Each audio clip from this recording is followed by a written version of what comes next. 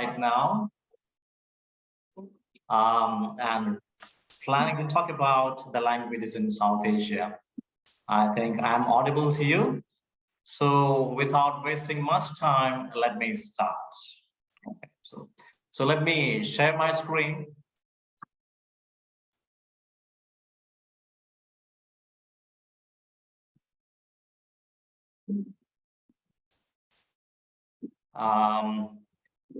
If you allow me to share my screen, because host disabled participant the screen sharing.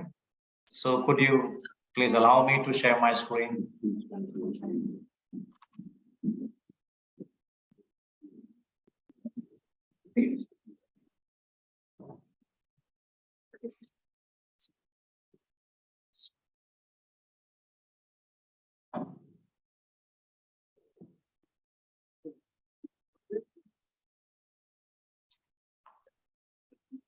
Two. I split back. Oh, there's two. Yeah. Why are there two? Oh.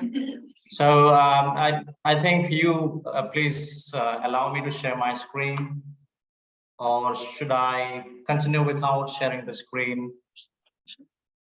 Is it possible? Okay, thank you.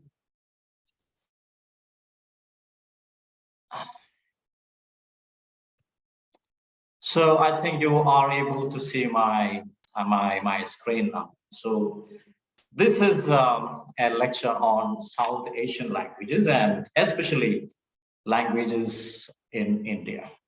So if you look at South Asia, you can see that these are the countries in South Asia: Afghanistan, Pakistan, India, Nepal, Bhutan, Bangladesh, and Maldives. These are the countries in South Asia. And South Asia, or this Indian subcontinent, houses more than 2,000 languages. So it is an amazing number, Lots of languages are spoken in this particular part of the world. And if you look at, the language families, you can see that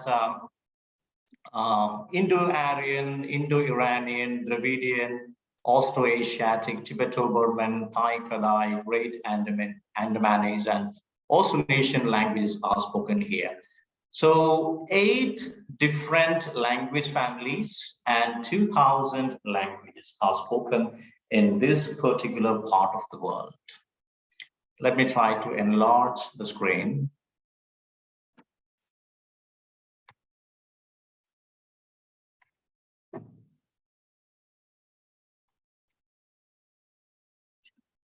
Okay, and then if you look at country-wise, you can see that in Afghanistan, we find the language family called Indo-Iranian, and the main languages are Pashto and Persian. These are the 2 main languages in Afghanistan.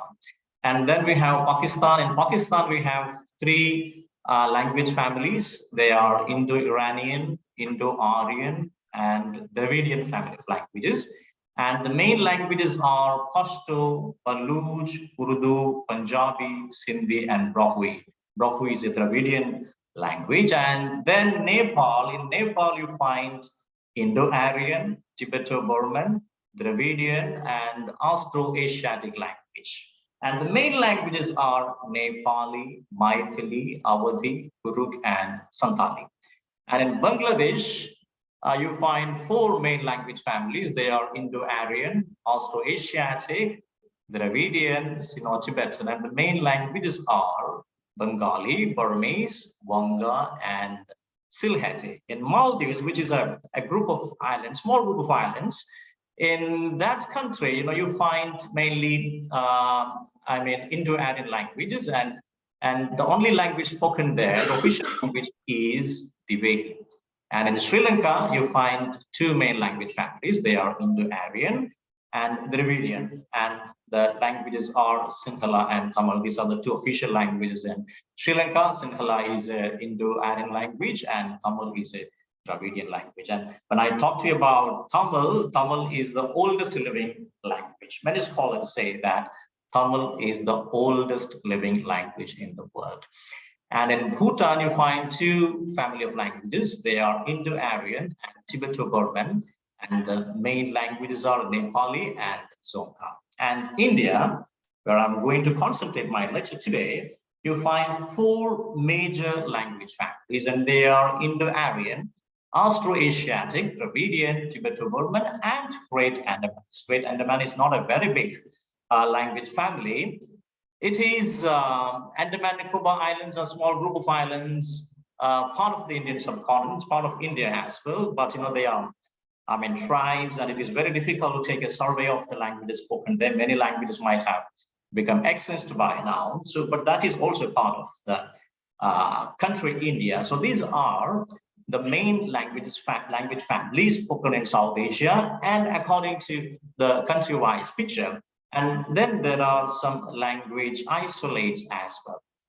Language isolates means those languages which cannot be identified with any family. So if you take that language, we cannot say whether it is Indo-Aryan or Indo-Iranian or Dravidian. So we find so many languages like that in the South Asian part of the world. And one of them is Burushaski from Pakistan, and Shompen from Nicobar Islands, and Nahali from central India, and Vedda from Sri Lanka, and Kusunda from central Nepal.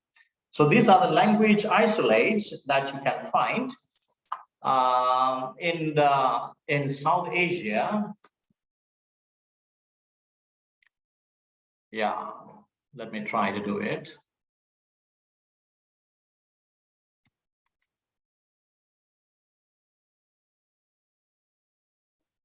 I'm trying to enlarge my screen, so please wait a moment.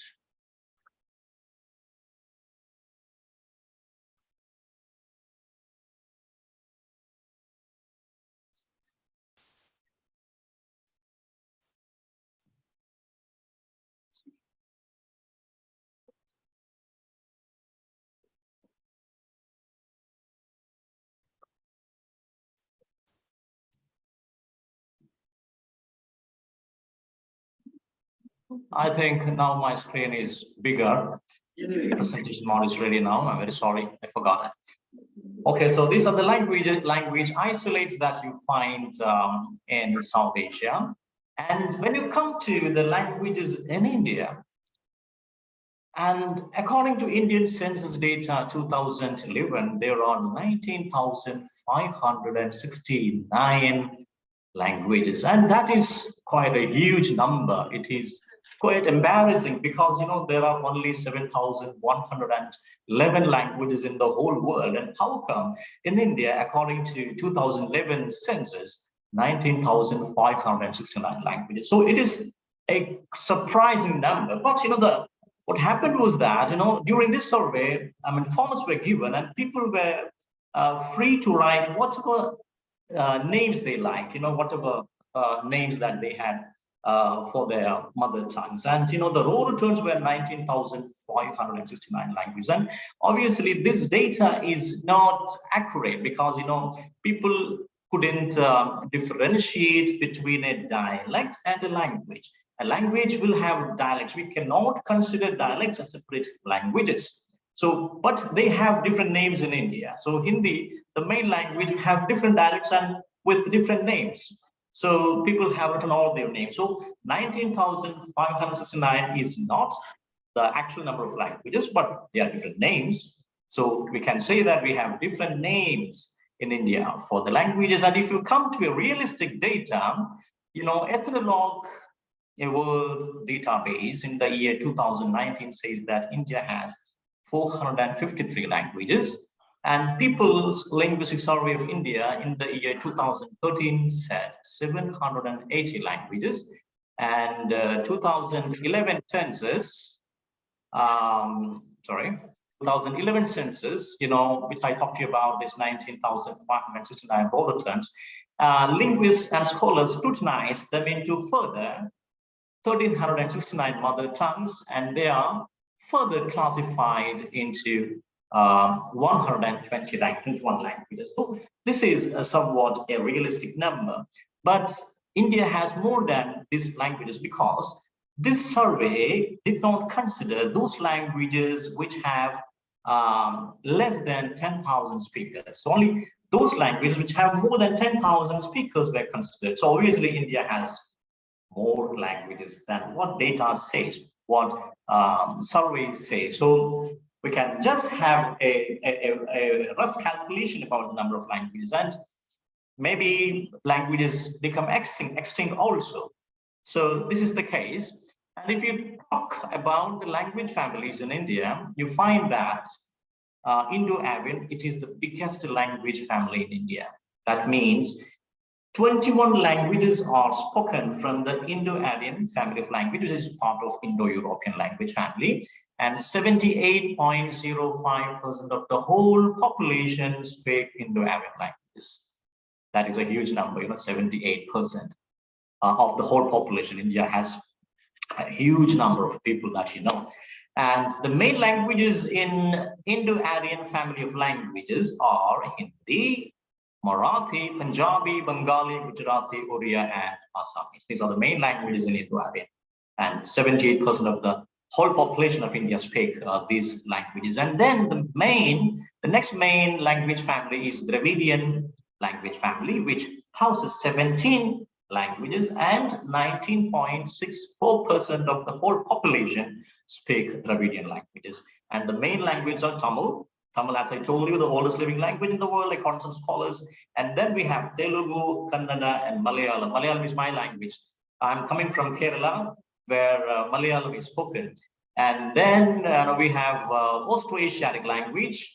It is spoken by 1.11% of the total population only, and we have 14 languages in that. And the main languages are Santali and Khasi. These names will be very strange for you. And then we have Tibeto-Burman language. We have, it is quite interesting that in only 1.01% of the whole population speak Tibeto-Burmese language, but we have 66 languages in that. And all these languages are not mutually intelligible. And the main languages are Manipuri, Mizo, Angami, Garo, and Bodo. And then we have the last one, the Great Andamanese or Angan language family of languages. But as I told you, very less number of people speak those languages. So this is, the language families and the main languages that are spoken in India. And when you look at India as a political entity, India as a country, you know that India got independence in the year 1947, and India became a republic. That means India got a constitution in the year 1950. And in the constitution, in order to acknowledge the linguistic diversity of India, the Indian government considered some languages as scheduled languages. That means that becomes, they become part of the constitution and they become official languages of India. So as of now, there are 22 scheduled languages in India. So they get statutory support as they are scheduled in the constitution. And the main languages in the constitution, in the scheduled section, are Hindi, which is spoken by 528 million speakers. That means 43.60% of the whole population of India speaking the language. So Hindi is the major language in India. And then comes Bengali, 97 million people. And the percentage, it is only 8.03% of the whole population. Now you look at the disparity between Hindi and Bengali. So Bengali only 8%, and Hindi, it is more than 43%. So Hindi is the main language. All the other languages are spoken by very less number of people. And when it comes to the 10th number, Malayalam, here you find only around 3% of the whole population speak that language. But these languages are very important languages in India. And in India, each state, we have 28 states and 8 union territories. Each state and union territory can decide or choose its own official language. There is no imposition or compulsion from the central government. It is a matter of state choice. And then, we have 6 classical languages as well in India. And why these 6 classical languages? Because, each language is very special. It has got its own value, importance, and literary tradition, and great value for each language. And they're very old as well. As of now, we have Tamil and Sanskrit, Kannada, Telugu, Malayalam, and Odia. So these languages have got their own literary tradition, literary text of some value, and high antiquity, more than 1,500 or 2,000 years old. And here, Sanskrit, I'll have to tell you in some detail about Sanskrit, because Sanskrit is not a living language, but because of its importance, there has been some effort to revive the language, and now there are some 20,000 people speak Sanskrit as their mother tongue. But it is a very old language, and the interesting thing is that Sanskrit is implicit in all the Indian languages. Sanskrit is everywhere, even if it is not a very spoken language in India. How? Because Sanskrit is the language of Hinduism, Buddhism, and Jainism. Vedas, which are the holy scriptures of Hindus, dating back to 1,500 or 2,000 BCE, these Vedas and Upanishads are written in Sanskrit language. Not only that, the great epics like Mahabharata and epic, the largest epic in the world, and they are written in Sanskrit language, and they date back to at least 3,500 years. But Indians generally do not accept this 3,500 years. They believe that it is more old than this. And this is Sanskrit. And if you know Sanskrit, you are considered to be a respected person, an intellectual person. That means you know something about the Indian philosophy, something like that. And some important connection. This will be very interesting. Aspects for you, because Manu is the first human being according to Hinduism. That means he's the son of God Brahma. Brahma is an Indian god, and his son is Manu, the first human being. His name is Manu, and try to relate it with man and Manu. So I found this is quite interesting. And also, Adam. Adam, in all the Indian languages, it means the beginning. So try to correlate it with, Adam and Eve. So obviously there are connections with, Sanskrit and the different cultures and different languages across the world. And that is why some people say that, Sanskrit is very old, and it is more closer than any other language to the Proto-Indo-European language. That means it shows its antiquity. And if you look at this slide now, the similarity in vocabulary between Sanskrit and English and Latin. So here, in Sanskrit, we call matra. In English, it is mother. And in Latin, it is mater. So matra, mother. How similar they are. And pitra, that means for father. And in Latin, it is pater, pitra, father, per change to father. Change to father, that is only difference. If you refer Grimm's law, you will understand more about it. And na and no. No is na in Sanskrit, and cow is gao in Sanskrit, and name or nomen in Latin, it is nama in Sanskrit, and door is dwar in Sanskrit, anonymous is anamika in Sanskrit, calendar in Sanskrit, kal means time. And then nose is nas in Sanskrit, and the list is, it goes on further, like brother in Sanskrit, it is brother, we call it.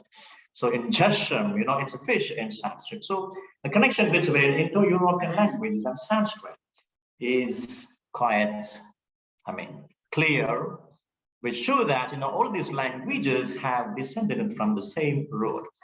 Okay, if you look at the family tree of mainly the North Indian languages, you can find that all of the languages spoken in North India are direct descendants from Sanskrit. And there is no consensus on the specific times when the modern North Indian languages evolved.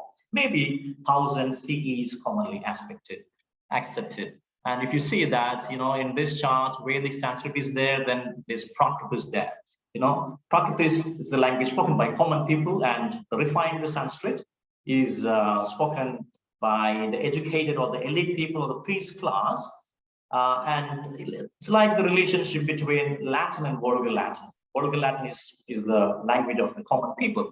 And if you see this, Prakrit, then, we have, Shauraseni languages, and then we have Central Indic language, then we have Hindustani, Hindi, Haryanvi, and, all the Punjabi, Sindhi, and other, Pali, Palpa, Rekha, all these languages are emerged. So Sanskrit is the mother of Indo-Aryan languages, you can call it like that. And Pali, interestingly, is the language of Buddha. Buddha Pali descended from Sanskrit language, so Buddha's language. So this is the antiquity of Sanskrit and the importance of Sanskrit. Now coming to Dravidian languages, Dravidian languages did not have any connection with Sanskrit in its earlier time. And it might have developed from a Proto-Dravidian language, existed more than 3,500 years ago. That means even before the Indo-Aryan languages in India, Dravidian languages existed. And the main Dravidian languages that are spoken in India are Tamil, Malayalam, Kannada, and Telugu. So these are the main languages. But even though they did not have any connection with Sanskrit in the beginning, but in the later stages, these languages also were influenced by Sanskrit, especially in vocabulary. You find, many Sanskrit words in all the Indian languages. That is why I told you that, Sanskrit is implicit in all the Indian languages. That is why India is called a linguistic area. It is actually M.B. Emmanuel, an anthropologist, who called India as a linguistic area because of cultural unity, religion, literature, and customs, the coexistence of millennia, languages belonging to different families, they began to give and take. So that you'll find only in this part of the world, that means, many aspects of Indo-European languages that you don't find anywhere else in the world, but you find in South Asia and in India, especially the word order, subject, object, verb, This is the common pattern for all the Indian languages, subject, object, and verb. And in English, you know that it is subject, verb, and object. And vocabulary, as I told you, Balak, Pita, Guru, Prem, Karma, Jati, Pariksha, all these words have the same meaning in all the Indian languages. So there is no difficulty in understanding these words, whichever path you go. And all Indian languages have, these sounds, long and short vowels, and, rhythm-like sounds, which is not there in Indo-European language. But Indian language, Indian Indo-European language, you'll find, rhythm-like sounds like ta, ta, etc., because of the influence of Dravidian languages. So that is why India is, or South Asia, as a linguistic area. And this all prove that, Indians are multilingual. Indians are multilingual. So one can have one's mother tongue in the house, and on the street, he may speak another language. And in the workplace, he may speak another language. In my case, when I in my house, I speak my mother tongue, Malayalam. And when I go to my workplace, I have to use English. And when I go to another state, I have to speak Hindi or Tamil. So multilingualism is not a problem in India. It's a blessing. So it has a magnificent balance of multilingualism. So English is the most prestigious language. That is what the very interesting aspect. Even though English is not an Indian language, but it is the most prestigious language because of colonization. But Hindi is the most spoken, and people have respect for their own mother tongue. They don't want to get rid of their mother tongue. But as you know that, sometimes because of the overpowering influence of English, many people try to speak English more than their mother tongue. But it is not a big scenario in India. And coming to Hindi, many people have the concept or the belief that Hindi is the national language of India. We don't have any national languages such as many other countries have their national language, but Hindi is not the national language, and we do not have any national language. There has been attempts to make Hindi the national language of India, but it has been never successful, especially by the states in the southern India where Hindi did not have much influence. So they protested to make Hindi the national language of India. So they wanted English to be the official language, or as they have some sort of alienation towards Hindi language. So it resulted in much protest. So what the government did in the Official Language Act in 1963. English, along with Hindi, were made the official language of the country in India. And we don't have any national language as such. Hopefully, in the near future, it may change. But as of now, this is the condition. And Hindi, as I told you, it is a very important language and it's spoken by 48% of the population. And it is also the official languages in 9 Indian states like Uttar Pradesh, Madhya Pradesh, Himachal Pradesh, Jharkhand, Uttarakhand, Chhattisgarh, Bihar, Rajasthan, Haryana, etc. These are the countries where Hindi is spoken as the official language. And then we have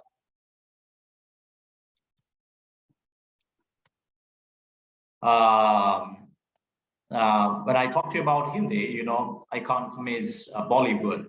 Bollywood, I think you're familiar with Bollywood.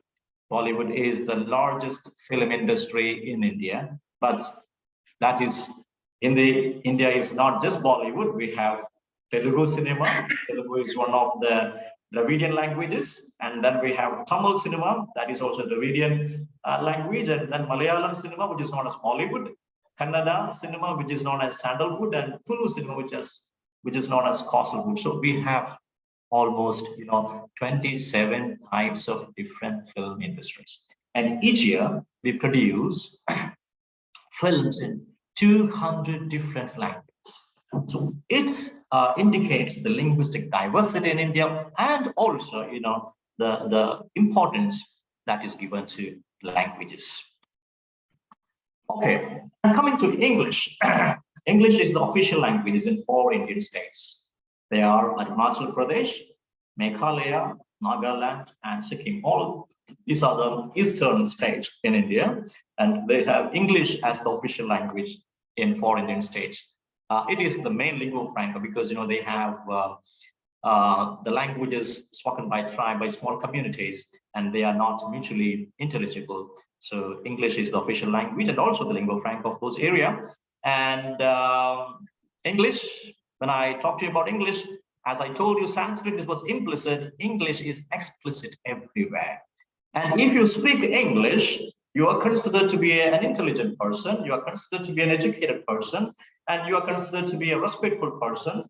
So English has got lots of advantages. If you speak English, you are respected in India. Elite people use English and they take pride in, I can speak English. That's a great thing in India. And not only that, officially in court proceedings, in High Court and Supreme Court proceedings, they use English. And institutions like IITs and IIMs, these are the prestigious institutes in India. Indian Institute of Technology and Indian Institute of Management, they also use English. And a number of English channels thrive, and the number of English medium schools are, mushrooming everywhere. Wherever you go, you find English medium schools, and parents take pride in sending their children to English medium schools. And if their children speak English, it's a matter of pride. Oh, my child speaks English, and they get pride and they become very happy. And actually, they want their children to learn English because if you know English, you will come out in flying colors in your life.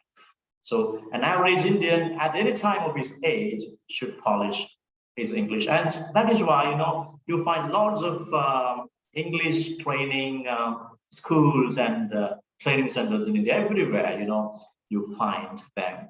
So this is the importance of English. And then the intellectuals' perspective on English, when you come to the intellectual perception, there will be difference in their attitude towards English because English is a foreign language. And Raja Rao is one of the famous Indian English writers. We have got a very rich tradition of Indian English writing. And he says English is not the language of our emotional makeup. So when emotion comes up, we cannot use a second language or a foreign language. We have to express in our mother tongue. So English is not the language of our emotional makeup. And we cannot write like the English. And we cannot write like that's a fact. And we cannot write only as Indians. That is a reality. Because we have grown to look at the large world as part of us. Our method of expression has to be like a dialect which someday proved to be as distinct and as colorful as the Irish or the American English or American English. India has to develop its own dialect. That is what, the intellectual perceptions, like, many colonial states have the same view on English. And we have an Indian English, but it has its own problems, especially in aspects of English pronunciation. It is a bizarre when you talk about Indian English. When I speak English, my mother tongue Malayalam influenced my English, and people sarcastically call it Manglish. And when a Tamil speaker speaks English, it becomes Tanglish because of the influence of Tamil. And when a Hindi speaker speaks English, it becomes English because of the influence of Hindi. And it creates some sort of embarrassing situations for a native speaker of English. For example, we have this egg jam combination. It is not egg and jam, but it is exam. It is exam. We don't, mainly North Indian speakers, they don't have the Z sound, so they use a J sound instead, and they say exam. So when you say exam, it is not egg and jam, but it is exam. And like, R, when R should not be pronounced, most Indians pronounce R like park, nurse, etc. It's a nurse and it's a park, but we pronounce it as park and nurse. And when I was teaching in an Indian school, I complained this to the principal, because I was the English teacher and I was assigned this duty to teach the students English. And when I complained about it, or when I told about this aspect, the principal told me, "Sir, what can I do? They don't learn properly." That was the answer that I got from the principal. And then the consonant clusters is a very difficult aspect for many Indian speakers to pronounce, like spur and skr. So they break this consonant cluster by adding a vowel. So special becomes either special or special, and school becomes school or school. So this is how they break the consonant clusters. And apple is apple, man is man. So this is a very funny situation, and especially in some part of our country. And this pronunciation of Z and Z becomes sh. So sometimes if you go to some part of northern India, so please sit here, it may mean please sit here. So when you come to India, please be aware of these things.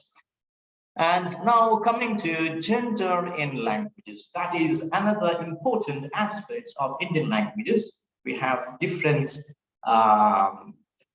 characteristic features of Indian languages, gender in Indian languages, like gender binary, like Hindi, Punjabi, Dogri, Haryanvi, Gharwali, Kumaoni. All these languages are gender binary, like, all the nouns, either they should be masculine or feminine, whether they're living or non-living, it doesn't matter. For example, a mountain is a masculine gender, a river is a feminine gender.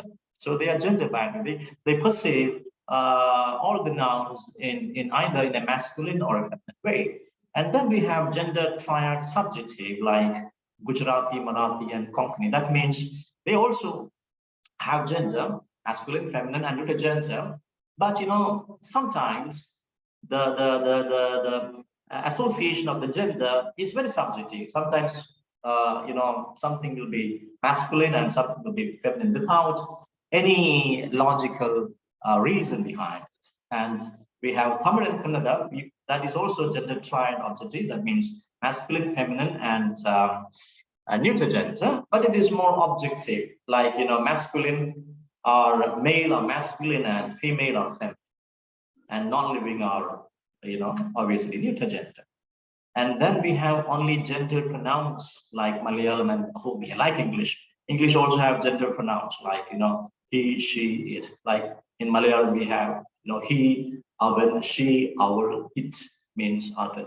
So this is how only gender pronouns language work. And then we have languages like Bengali, Odia, Nepali, Maithili, Boti, Gado, and Manipuri, and they have no genders at all. They don't discriminate words according to the genders.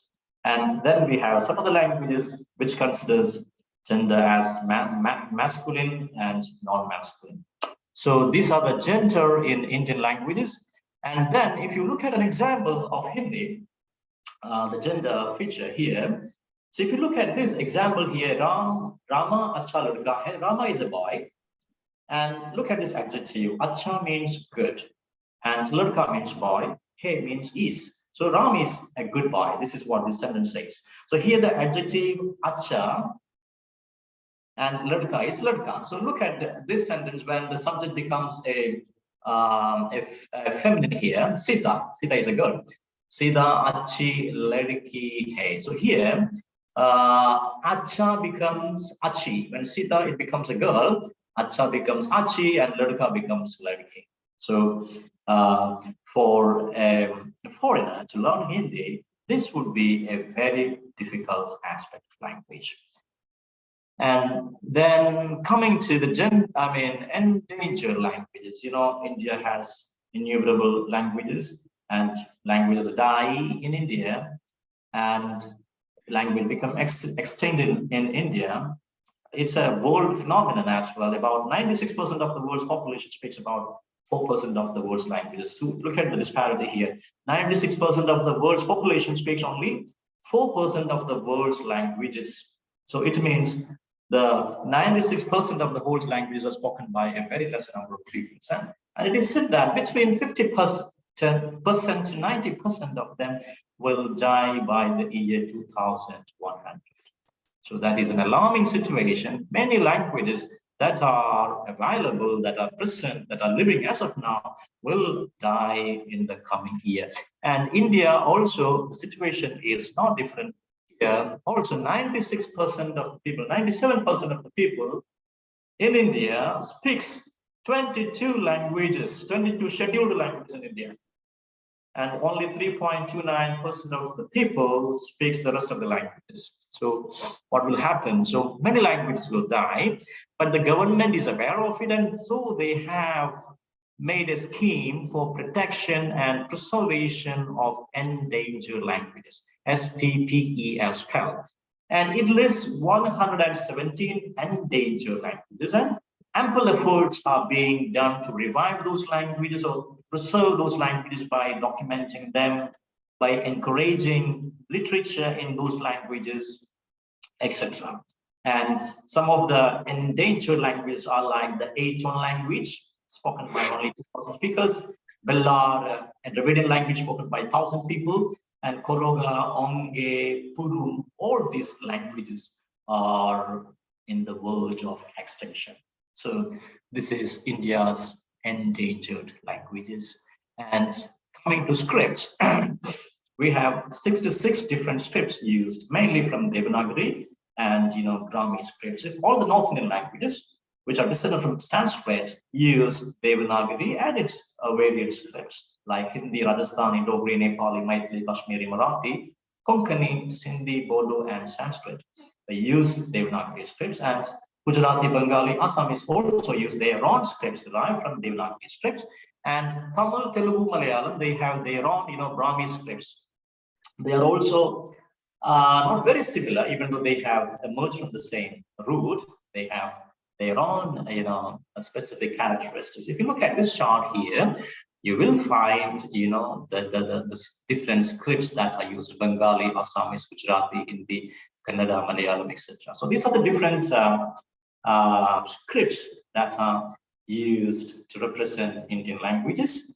And then we have, when you talk about the Dravidian languages, the antiquity is very important. As I told you, they are even older than Indo-European, Indo-Aryan language in India. And the oldest existing Dravidian writings are the Tamil Brahmi inscriptions dating back to the 3rd or the 4th century BCE or older. Telugu inscriptions are available from 400 BCE and 100 BCE, and Kannada inscriptions from 300 BCE. So these are very, very old languages. And when the scripts are available in these days, imagine, because languages emerged orally, spoken languages, and much later scripts came into existence. So these languages are very, very, very antique. And as a conclusion, what I would like to say is that the linguistic diversity and complexity make India an ideal place for much linguistic explorations. If you're interested in the future, you can come to India and have a thorough research on different aspects of Indian languages. So this is what I have to say about the languages in South Asia in general and languages in India in particular. And this is the end of my presentation. Thank you and namaste.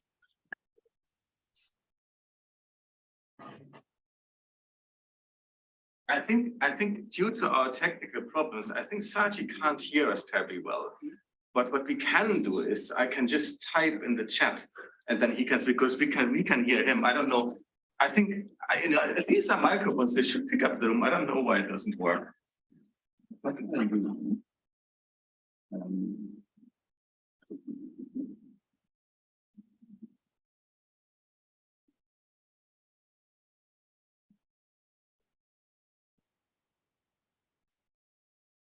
Okay.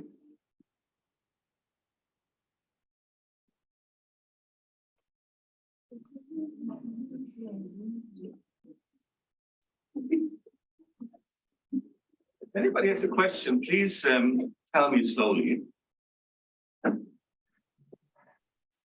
Any comments? So, is there any questions? So please, if possible, I would like to answer those questions.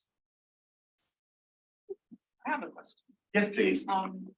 You said at some point that Tamil is one of the oldest, or the oldest, living language in the world.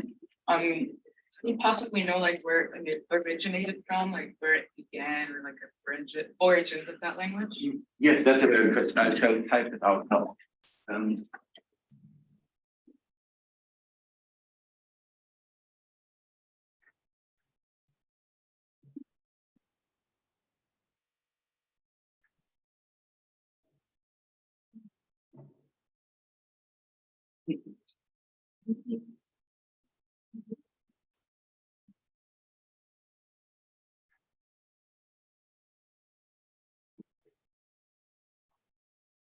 So the question was like, I mean, Tamil as the oldest living language, right? I didn't hear it properly. Yeah, I would like to comment on it. Yes,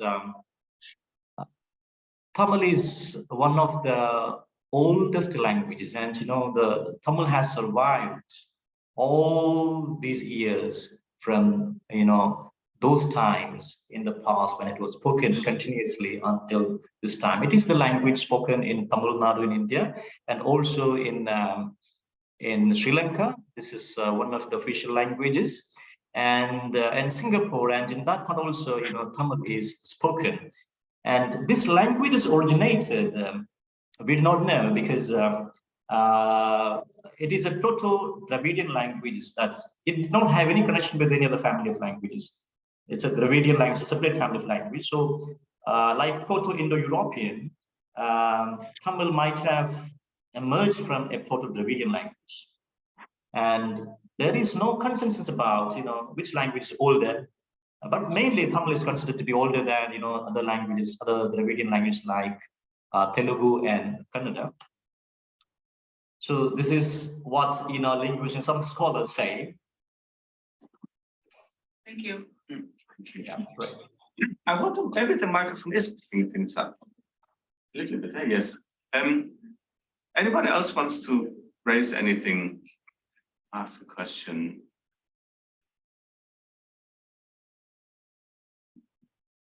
Maybe I'm interested in the last bit with the endangered languages. I think that might be quite interesting to ask.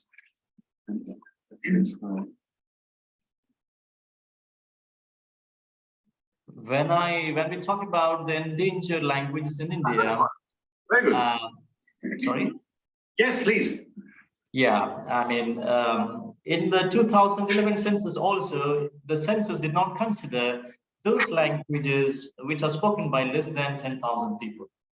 And it is due to practical difficulty in reaching those communities and documenting those languages, especially in Andaman and Nicobar Islands.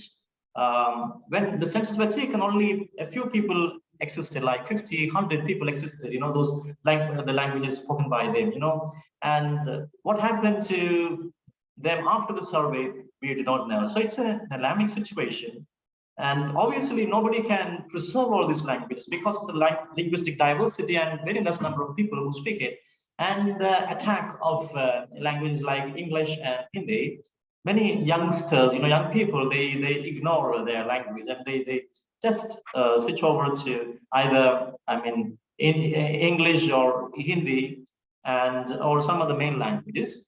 So we lose those languages. And India, because of its diversity, we cannot help it. But as I told you, there is a scheme by the Indian government. They try to, preserve the languages as much as possible by documenting them, by creating dictionaries, by promoting literature in those languages, and motivating the people to speak in those languages.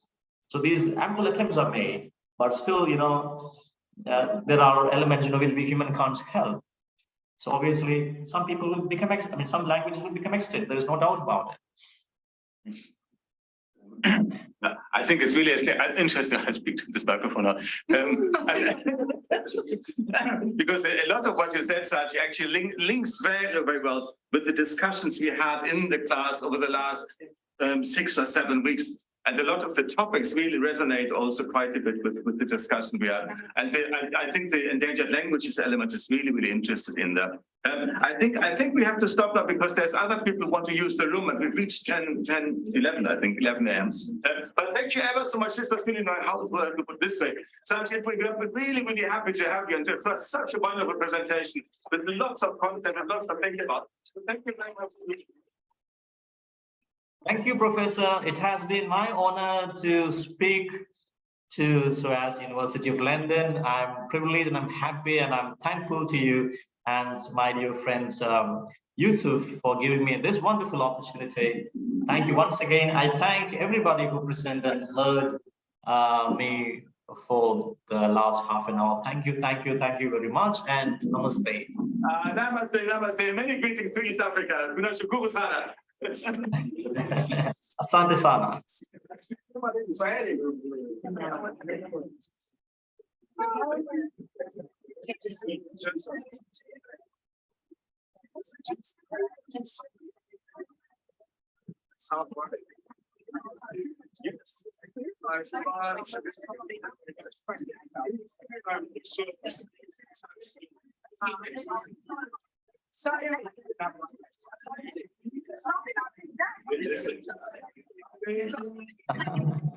Was it useful, sir?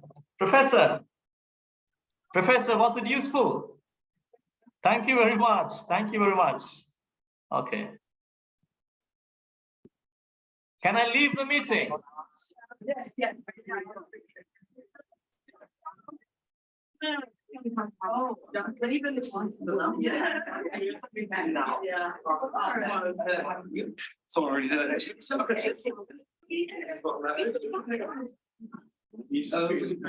It's fun. Yeah. No. Yeah. Don't